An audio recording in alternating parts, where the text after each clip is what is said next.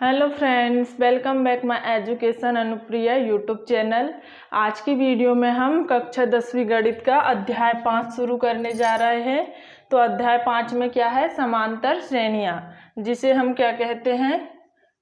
Arithmetic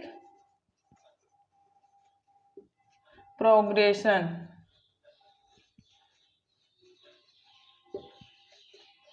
इसे हम short में एपी से नोट करते हैं इसको। तो समांतर श्रेणी की परिभाषा क्या है?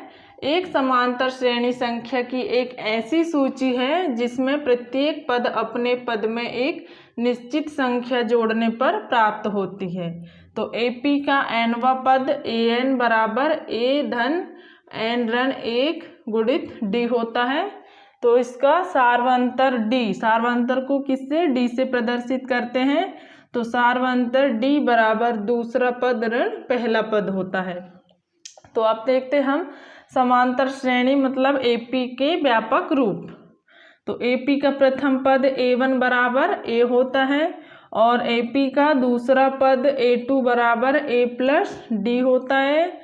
एपी का तीसरा पद ए3 बराबर ए प्लस 2डी होता है और एपी का चौथा पद ए4 बराबर ए प्लस 3डी और एपी का पांचवा पद ए5 बराबर ए प्लस 4डी।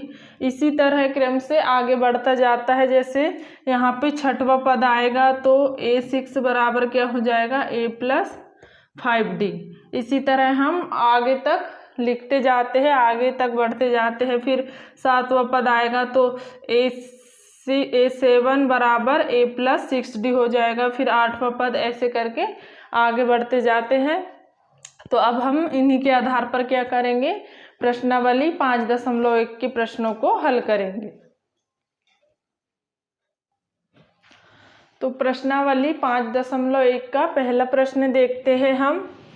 प्रश्न 1 क्या बोल रहा है कि निम्नलिखित स्थितियों में से किन स्थितियों में संबंध संख्याओं की सूची एपी है और क्यों? तो इसमें पहला सवाल है हमारा, प्रत्येक किलोमीटर के बाद का टैक्सी का किराया, जबकि प्रथम किलोमीटर के लिए किराया 15 रुपये है और प्रत्येक अतिरिक्त किलोमीटर के लिए किराया 8 रुपये है। तो इसको हल करते हैं हम। यहाँ पे क्या दिया है हमको? दिया है प्रथम किलोमीटर का किराया बराबर 15 रुपये। तो दूसरे किलोमीटर का किराया कितना हो जाएगा? दूसरे किलोमीटर का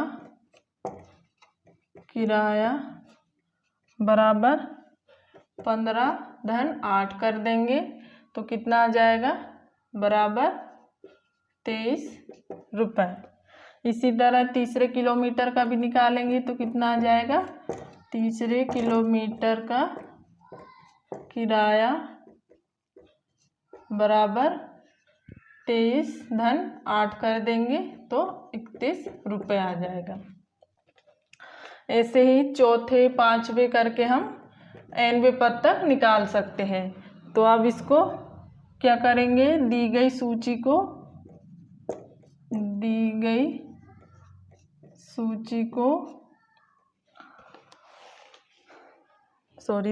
संख्याओं को क्या करेंगे? सूची के रूप में लिखेंगे।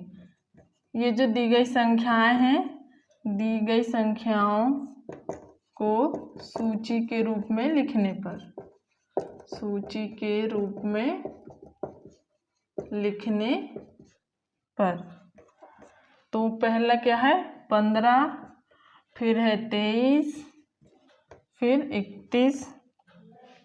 इसी तरह आगे भी निकालेंगे तो डैश डैश कर देते हैं। तो फिर क्या आ जाएगा हमारा? सार्वंतर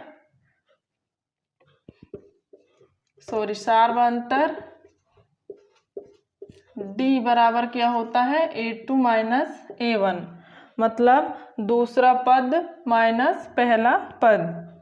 तो फिर आ जाएगा तीसरा पद माइनस दूसरा पद। तो इसको फिर मान रख देंगे। पहला पद क्या है हमारे पास 15, दूसरा पद 23 और तीसरा पद 31। तो A2 मतलब दूसरा पद क्या है 23 ऋण 15 हो जाएगा यहाँ पे, और यहाँ पे तीसरा पद क्या है 31 ऋण दूसरा पद 23। तो दोनों को घटाएंगे तो कितना आ जाएगा, यहाँ पे 8 आ जाएगा और यहाँ पे भी 8 आ जाएगा। तो दोनों के सार्वंतर क्या है, समान है। चूंकि सार्वंतर समान है तो इसलिए दी गई सूची क्या है, इसलिए दी गई सूची AP के रूप की है। मतलब दी गई सूची क्या है, समांतर श्रेणी के रूप की है, क्योंकि दोनों के सार्वंतर क्या है, समान है। तो ये हमारा आंसर आ जाएगा। अब हम इसी का दूसरा सवाल देखते हैं। तो प्रश्न 1 का दूसरा सवाल है हमारा, किसी बेलन के ऊपरी तल का क्षेत्रफल उसके आधार के क्षेत्रफल का 1/4 भाग है, त्रिज्या तथा ऊंचाई में संबंध ज्ञात कीजिए बोल रहा है। तो अब हम क्या करेंगे, इसमें संबंध ज्ञात करके बताएंगे। तो इसको हल करते हैं। तो इसमें क्या दिया है हमको, बेलन के ऊपरी तल का क्षेत्रफल उसके आधार के क्षेत्रफल का क्या है 1/4 भाग है। तो इसमें हम बेलन का सूत्र लगाएंगे। तो बेलन का सूत्र क्या होता है, बेलन का सूत्र यहाँ पे आ जाएगा हमारा, बेलन का वक्र पृष्ठीय क्षेत्रफल कितना होता है, वक्र पृष्ठीय क्षेत्रफल बराबर होता है 2πr/h।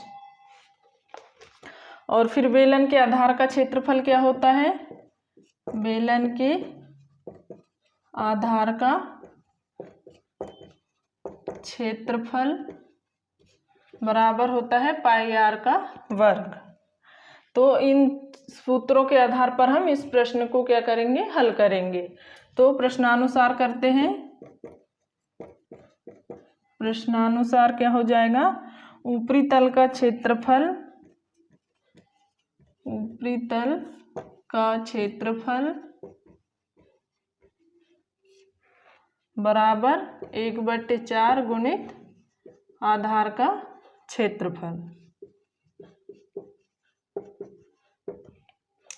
तो ऊपरी तल का क्षेत्रफल कितना आ जाएगा हमारा, ये वक्रीय पृष्ठ का क्षेत्रफल, मतलब 2πr/h बराबर 1/4 गुणित आधार का क्षेत्रफल क्या है πr²। अब हम क्या करेंगे, यहाँ से इससे ये कट जाएगा और ये पाई से पाई कट जाएगा। तो क्या बचेगा 2h बराबर 1/4 और यहाँ पे r का वर्ग है, एक r से एक r कटा है तो एक r बचेगा। तो 2h बराबर क्या आ जाएगा r/4। अब हम दोनों पक्षों में क्या कर देंगे, दोनों पक्षों में 4 से गुणा कर देंगे, दोनों पक्षों में 4 से गुणा करने पर अब यहाँ पे 4 का गुणा करेंगे तो कितना आ जाएगा 8h बराबर, यहाँ पे 4 से 4 कट जाएगा तो क्या बचेगा r। अब अतः r बराबर 8h लिख देंगे या फिर इसको h बराबर r/8 भी लिख सकते हैं। तो अब हमको क्या करना है, ऊंचाई और त्रिज्या में संबंध बताना है। तो त्रिज्या अनुपात ऊंचाई बराबर क्या हो जाएगा, त्रिज्या अनुपात ऊंचाई। तो त्रिज्या क्या है हमारी r/8, ये हमारा क्या हो जाएगा आंसर। ये त्रिज्या और ऊंचाई में संबंध निकल के आ गया। अब इसका हम एक और सवाल देखते हैं। तो प्रश्न 1 का तीसरा सवाल है हमारा, प्रत्येक मीटर की खुदाई के बाद एक कुआं खोदने में आई लागत, जबकि प्रथम मीटर खुदाई की लागत 150 रुपये है और बाद में प्रत्येक मीटर खुदाई की लागत क्या है 50 रुपये है। तो इसको हल करते हैं। तो इसमें क्या दिया है, हमें दिया है पहले मीटर की खुदाई का पहले मीटर की खुदाई का खर्च, मतलब खुदाई की लागत कितनी है 150 रुपये, और प्रत्येक अगले मीटर की खुदाई की लागत, प्रत्येक अगले मीटर की खुदाई की लागत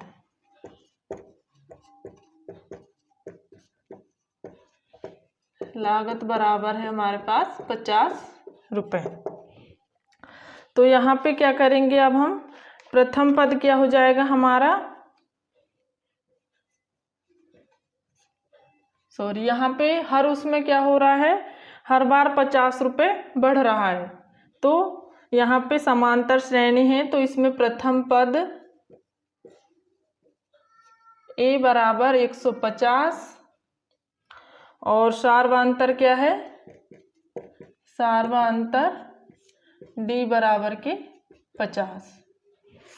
यहाँ पे हमारा प्रथम पद A बराबर 150 है और सार्वंतर D बराबर 50 है। तो इसको आगे हल करते हैं।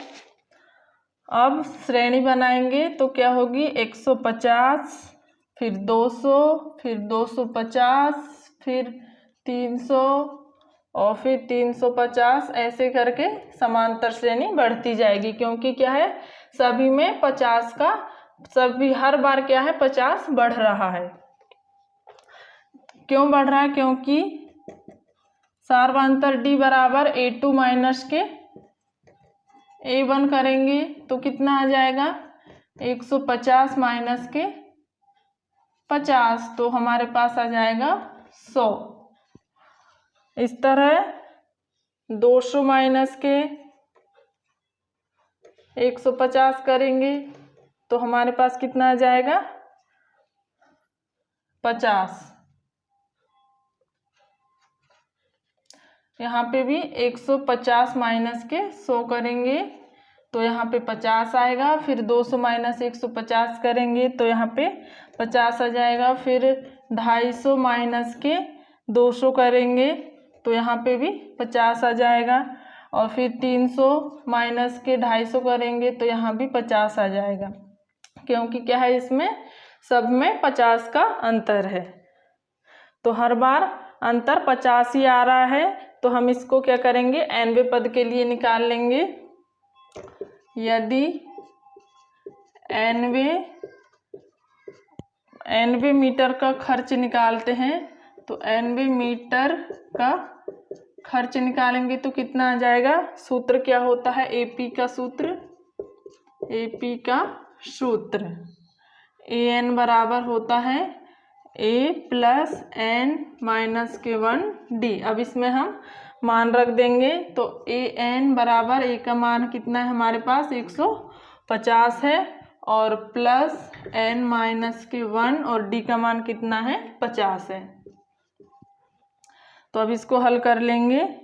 AN बराबर 150 धन 50N ऋण 50 आ जाएगा। तो AN बराबर कितना हो जाएगा 50N और 150 में से माइनस 50 हो जाएगा तो कितना बचेगा 100। 150 यहाँ पे धन 100 हो जाएगा, 50N धन 100। तो अर्थात क्या आ जाएगा, अर्थात nवें मीटर की खुदाई की लागत कितनी आ जाएगी, खुदाई की लागत बराबर 50N धन 100 रुपये। अब इसी तरह हम उदाहरण के लिए चौथे पांचवें कोई भी पद के लिए निकाल सकते हैं। तो हम क्या करते हैं, पांचवें पद के लिए निकाल के देखते हैं। तो पांचवें पद में मीटर का खर्च कितना आएगा, A5 बराबर क्या होता है A प्लस 4D। तो A5 बराबर A का मान है 150 प्लस यहाँ पे N-1 भी करेंगे तो उतना ही आएगा और 4D करेंगे तो 4 गुणित D का मान कितना है 50 है। तो यहाँ पे हम A5 का मान निकाल लेंगे। 150 धन 4 का गुना 50 में करेंगे तो 200 आ जाएगा। तो A5 बराबर इस तरह हमारा 350 आ जाएगा। 350 रुपये ये आंसर आ जाएगा। इसी तरह हम क्या है A4, A2 या A3 कोई भी पद का मान रख के हम निकाल सकते हैं। तो इसमें एक और सवाल है, तो उसको आप भी इसी तरह हल करके देख सकते हैं। आज के लिए इतना ही, मिलते हैं नेक्स्ट वीडियो में। वीडियो पसंद आया हो तो लाइक करें, शेयर करें और एजुकेशन अनुप्रिय चैनल को सब्सक्राइब करना ना भूलें। Thanks for watching my video.